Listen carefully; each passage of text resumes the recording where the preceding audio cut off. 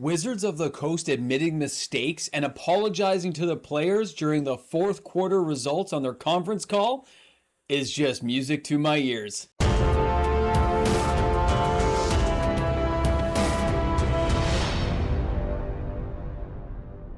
When it comes to a company apologizing, this is as good as it gets. Welcome back, everyone.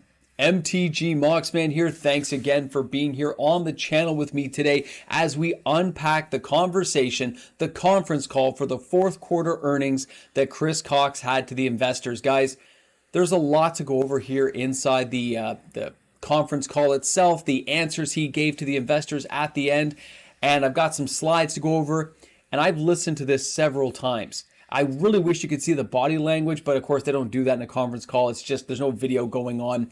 But it's still very interesting to listen to the conversation and see what they mean as a company. The answers they're given are directed in a certain way to their investors, but when you look behind that stuff, it seems to me like they're almost apologizing to their players and kind of like crawling back to us. So let's go to the first slide here that Chris Cox has. I want to share this with you. He says, "Our growth in Wizards was not without challenges. We navigated significant supply chain disruptions that, well resolved for 2023, compressed our set release schedules in 2022, particularly in Q4. We were too aggressive in some of our pricing assumptions. Notably, our 30th anniversary edition of Magic was pulled back on available supply, impacting the Q4 results." So basically saying we mispriced it. We made a mistake. We thought people would accept that price and they didn't. And it hurt our bottom line in the fourth quarter. That's what that means.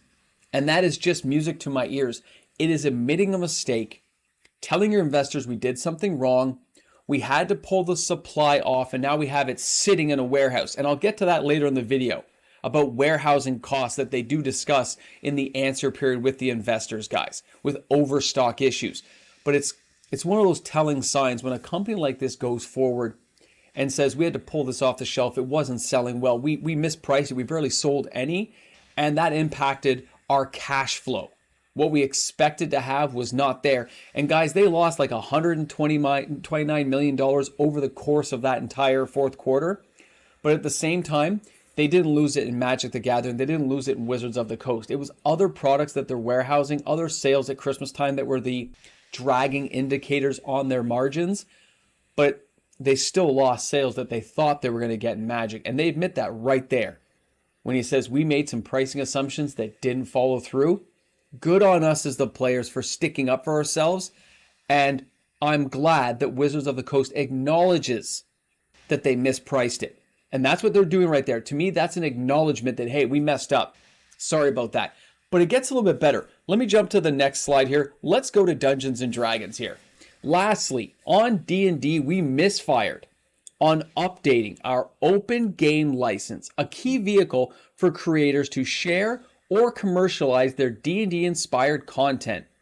Our best practice is to work collaboratively with our community, gathering feedback and build experiences that inspire players and creators alike. It's how we make our games among the best in the industry. We have since course corrected and are delivering a strong outcome for the community and the game. We all know what that means. Everyone said no to you. You realized you made a mistake. You backpedaled as fast as you could, Chris. You lost thousands of subscriptions and you said, whoa, okay, back off. You're telling your investors that you made a mistake. And he comments on that lastly, when people were asking the questions of them saying, well, how do you feel this is going to affect D&D later? And he said, we have new products coming out. We've got new things coming on the horizon that will kind of fill that gap. Guys, I thought that was hilarious. Because obviously right now, for the current environment they're in, they have no intention of touching D&D. They'll put other products out there. They've seen growth in other areas of D&D in their sales departments and licensing rights. But at the same time, they know they can't touch it because D&D really stuck up and said no. Same as Magic players said no to incorrect pricing like that. They just went together and said not a chance. Now, although all that is interesting and it basically is an apology, that's the best we're going to get and I can accept that. I'm good with it. It made me feel great. I listened to it over and over again. Like a record you just can't get enough of back in the 80s. You're going, I love that part. I love that. That's where we're at. But near the end, they did a question answer period. And I wish they'd given the transcript for that, but they didn't, at least that I could see at the time. And they went over warehousing costs. They said they have a real cash, like they have lots of cash on hand, but they were supposed to have more to pay down debts, to bring down overall costs and make themselves more competitive. That's what the layoffs and stuff they went over, as well as being able to streamline the business models. But they admit they overproduced. Not just like Magic, but just in general, they've overproduced and they have warehousing costs now. They're storing this stuff at their warehouse level because all the sales have dipped at all the Christmas toys and all the things they would normally stock up on because it had a weird buying season last year. But that also means Magic. And they're going back to like 2020, 2021, where they're saying, sales were kind of weird. We were kind of trying to produce as much as we could. And now we're kind of stuck with it. And then some of the investors asked the question like, well, why aren't you pricing this stuff more aggressively to get it out into the market to clear up those warehousing costs? And Chris was like, well, we can't underprice this merchandise. We believe over time it will be sold into the market at a more high, like a higher level profit margin. So we don't have to give up the profits is what Chris is saying.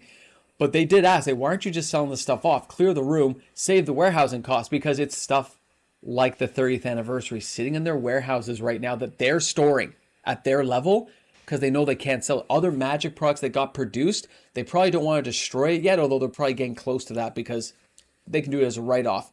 But they realize they can probably sell it at some point, give it out at conferences or Comic-Con style things, right? Game events, or give it out to stores at some point. Help your LGSs out, maybe give them a deal. But they realize they don't want to destroy it and they don't want to under market the value of it. So they're going to hold on to it. They're going to take those costs of the warehouse storage fees. Very interesting to see that they didn't say directly that it was Magic. They could have had a combination of Magic and board games. But this is one of those events where you're like, if you look behind what they're saying, that's what they mean. Now, the chief financial officer, she's retiring, right? So she was just being all happy-go-lucky. Oh, we're doing good here. Yeah, we've got some profit stuff coming in here. This is a great team. I didn't really pay much attention to her overall. I listened to the conversation, of course. And they talked about the D&D movies and new licensing things coming up, like sacks, right? Ball sacks. Remember that? Yeah. How about those Hot Pocket stuff? I don't know how they're licensing their stuff out or who is overseeing their licensing, but they said licensing revenues were up, and I think that's what they mean. I think they've licensed some of their product stuff out all over the place to make little bits of revenue here and there, and that's what they're talking about. They also made mention of Lord of the Rings coming out in June, which I didn't remember seeing an actual release date, but Chris made mention of it saying, oh yeah, June, we think Lord of the Rings is going to be a big seller for us. It's going to introduce Lord of the Rings fans to Magic the Gathering. Most people who are fans of Lord of the Rings probably knew Magic the Gathering already existed. And that question kind of came up from an investor saying, how are you going to grow your player base? I think that was Bank of America. They were like, how are you going to grow your player base? Are we going to see growth in your players too? And he said, you know what? We're going to try. We are going to grow our player base by this cross promotional stuff with like Universes Beyond.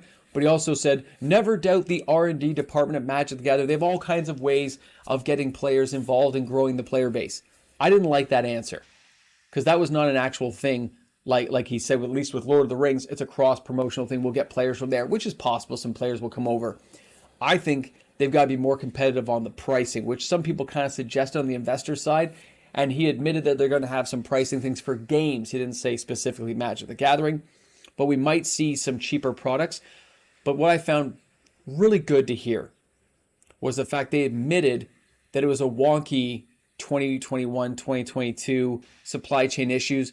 And now that the timetables aren't so constrained with products coming out too quickly together, there will be some spacing of products, which means we'll have a more natural 2023 for set releases on how our market stuff comes out. And that's good to hear. Players can enjoy this stuff more often, but it also means a more even sales period for stores, LGSs, and revenue for Hasbro. So to me, that means they're going to slow down production.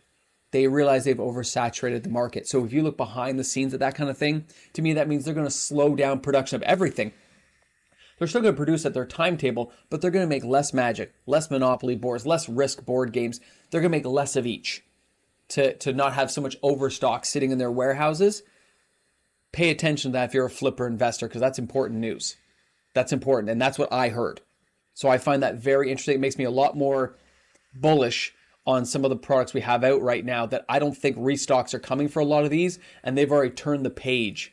So whatever they have in the warehouse is fine, but they're not buying and creating more from places like Cardamone. So keep that stuff in mind, guys. If you're going to be a flipper investor in this kind of market, this was good news to hear. That's how I heard it anyway. That's my opinion, but that's how I heard it. I'm like, oh, you're not going to overproduce, which means for the next year or two, they're probably going to keep things at a lower level than normal, because they realize the market isn't going to be able to sustain that level of buying power, right? The market just can't absorb that much. Very good to hear. So that's the kind of major takeaways I got from listening to this fourth quarter, earnings call. I liked the tone. I liked the answers to the investors, which were not really meant to us, the players, but you can see those apology kind of things in there, because he probably realizes when he answered that these people were out there. He still made mention about how LGSs were seeing a surge in sales. They're not. More LGSs are closing. We all know that. So that was not a good answer. I was about to use a nasty word. You guys know how I feel about that. But I was like, you know what? That wasn't good. So I'm glad to hear the answers. I think we're going to see improvement, and that's great. They said Q1 was going to be kind of meh. They expect a lot of sales in Q3, and that's Lord of the Rings, guys, so be prepared for that. They may have jacked up that set. I'm looking forward to seeing those spoilers. So let me know what you guys think in the comments section. Take a listen if you want. Go to their website.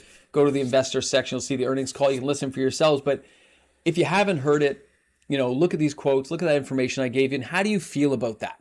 Does that sound good to you? Does that sound like the right tone they should be taking? Because it does to me. All right, guys, thanks a lot for tuning in. Thanks for hanging out with me on the channel today.